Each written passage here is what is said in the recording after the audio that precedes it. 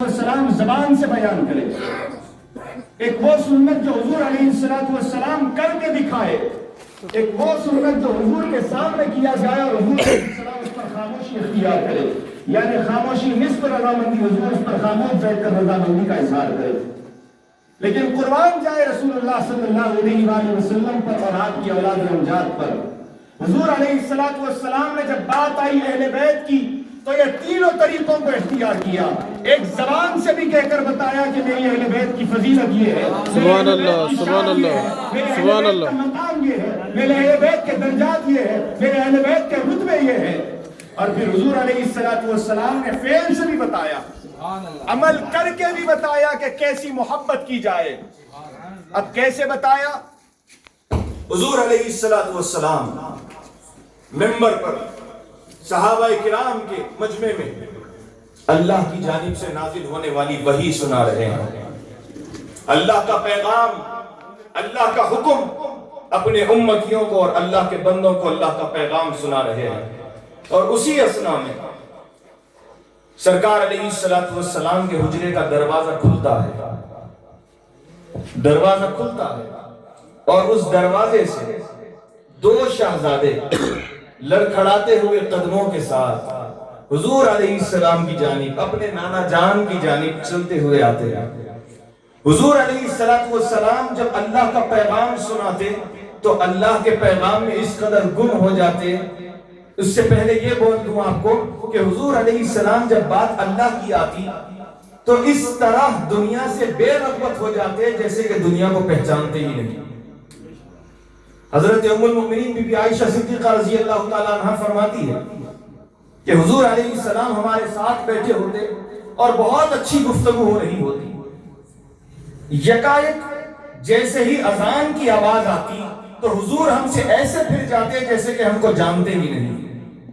یہ زوجہ کا رشتہ ہے، اتنا قریبی رشتہ ہے، بات جب اللہ کی آ جاتی تو حضور یہ رشتے سے بھی منہ پھیر لیا کرتے تھے، یہ توجہ کے ساتھ اللہ کی جانب متوجہ ہو جاتے۔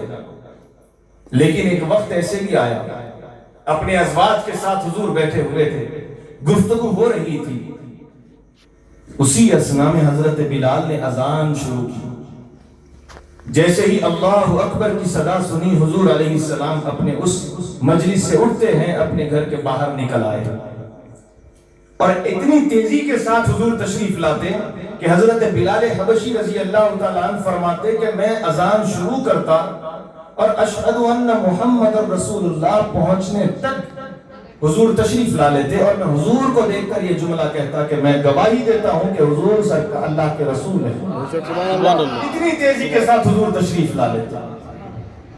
جو حضرات مدینہ شریف جا کر آئے ہیں، ریاض الجنہ کا نظارہ دیکھے ہیں، وہ اس بات کو بخوبی سمجھتے ہوں گے کہ حضور علیہ السلام کی آج جو مرقد اقدس مزار مبارکہ جہاں پر ہے وہ حضور علیہ السلام کا حجرہ ہے۔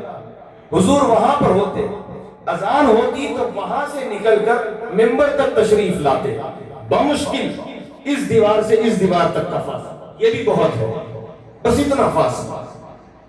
اور حضور علیہ السلام کے حجرے کے بالکل بازو سیدہ کائنات کا حجرہ تھا، سیدہ کائنات کا حجرہ تھا۔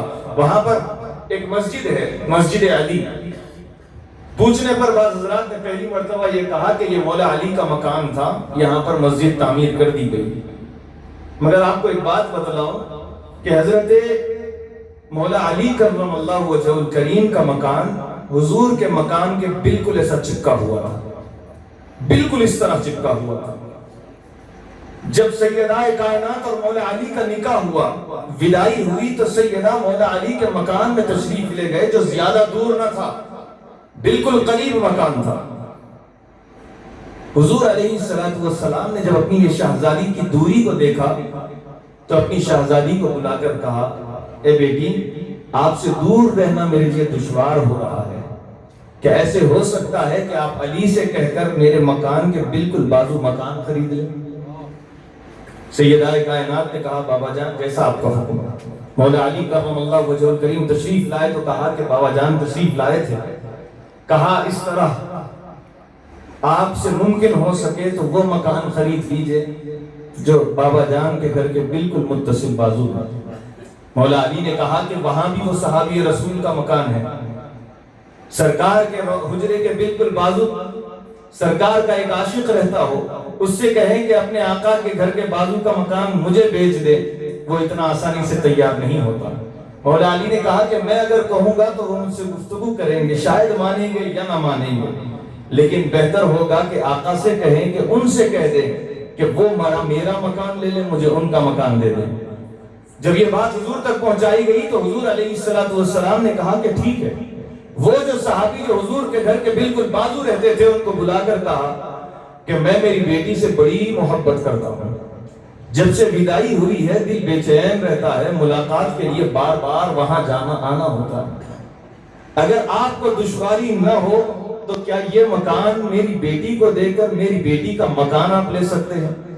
وہ صحابی رسول جانثار تھے، حکم کی تعمیل میں کہا آقا آپ کے حکم پر تعمیل عمل کروں گا۔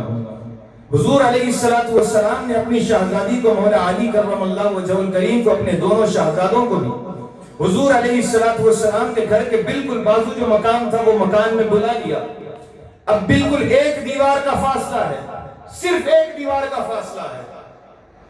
حضور علیہ السلام ایک دن گزارے اپنے حجرے میں، دوسرے دن پھر مولا علی کرم اللہ وجہہ الکریم کو بلا کر کہتے ہیں کہ اے علی، اگر تمہیں اعتراض نہ ہو تو میں ایسے کر سکتا ہوں، تمہارے اور میرے مکان کے درمیان جو ایک دیوار ہے، وہ ایک دیوار میں ایک چھوٹی کھڑکی کھول لینا چاہتا ہوں کہ جب میرا جی چاہتا ہے میری بیٹی کو دیکھنا تو میں پردہ ہٹا کر میری شہزادی کو دیکھوں۔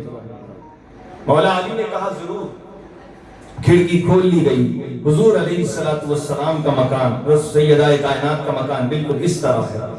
بات یہاں پر عرض کر رہا تھا، ام المؤمنین بیٹھے ہوئے ہیں، ازواج مطہرات بیٹھے ہوئے، اذان ہوئی، سرکار حجرے سے باہر نکلے، جا رہے تھے منبر کی طرف، خیال میں اللہ کی ذات، اللہ اکبر کی صدائیں بلند ہے، اشہد ان لا الہ الا اللہ چل رہا ہے۔ یہ ختم رسول جو منبر کی طرف جاتے تھے یکایک رک جاتے ہیں، وجہ یہ تھی کہ سیدہ کائنات کے حجرے سے امام حسن اور امام حسین کے رونے کی آواز آئی۔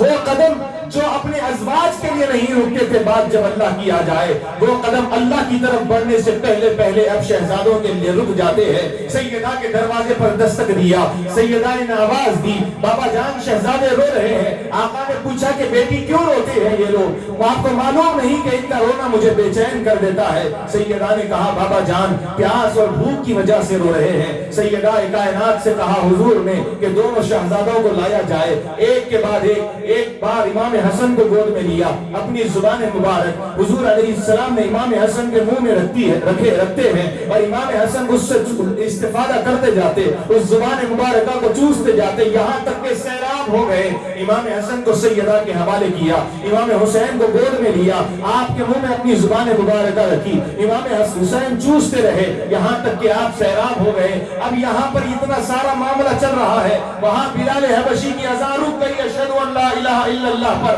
اب وہ انتظار میں ہے کہ حضور آئے تو آگے کا جملہ پڑھو، لیکن وجہ یہ بات سمجھ میں نہیں آتی کہ حضور تشریف نہیں لاتے۔ قبلے کی طرف منہ کر کے اذان دینے والے بلال کی نظریں پیچھے مڑ کر دیکھتی ہے، منظر بالکل مختلف ہے۔ حضور تشریف فرما ہے، ایک گود میں حسن مجتبیٰ، ایک گود میں حسین ابن علی ہے۔ حضور علیہ السلام دونوں کے ساتھ محبتوں کا اظہار کر رہے ہیں۔ بلال حبشی دور آ کر ٹھہر جاتے ہیں، اس منظر کو دیکھتے ہیں، نانا میں اور نواسوں میں جو محبتیں ہیں ان محبتوں کو دیکھتے جاتے ہیں۔ جب سرکار علیہ السلام یہ دونوں شہزادوں کو سیدہ کے حوالے کر دیے، مڑ کر منبر کی طرف جا رہے ہیں، بلال حبشی نے کہا یا رسول اللہ اذان میں اتنی تاخیر آئی ہے، اذان میں اتنا گیپ آیا ہے تو اس گیپ کو تھوڑا اور بھی بڑھا لیتے ہیں۔ یا رسول اللہ آپ کے قدم اذان سنتے ہی گھر سے نکل جاتے، دنیا سے بالکل بے رخی اختیار کر لیتے، آج کیا وجہ بنی کہ آپ کے قدم یہاں آتے آتے وہاں پر رک گئے؟ حضور علیہ السلام نے فرمایا کہ وہ قدم گویا یہ بتلانا چاہ رہے ہیں حضور، وہ قدم جو میرے شہزادوں کا خیال کیے بغیر اللہ کی طرف آئے، وہ قدم اللہ کو بھی قبول نہیں ہے۔ میں کیسے میرے شہزادوں کو روتا ہوا چھوڑ کر تمہاری جانب یا اللہ کے نماز کی جانب آ جاتا؟ میں تو وہ نبی ہوں، اللہ کی نماز پڑھ رہا ہوں، سجدے میں ہوں. ہر نماز میں حضور 3 مرتبہ تسبیح پڑھتے سجدے میں, 7 مرتبہ تسبیح پڑھتے یا زیادہ سے زیادہ 11 مرتبہ تسبیح پڑھتے. عجیب منظر ہے ایک نماز کا. نماز عصر چل رہی ہے, سجدے کا عالم ہے, صحابہ پیچھے نماز پڑھ رہے ہیں, 70 سے زائد مرتبہ تسبیح سجدے کی پڑھ لی. حضور علیہ السلام سجدے سے سر کو نہیں اٹھاتے.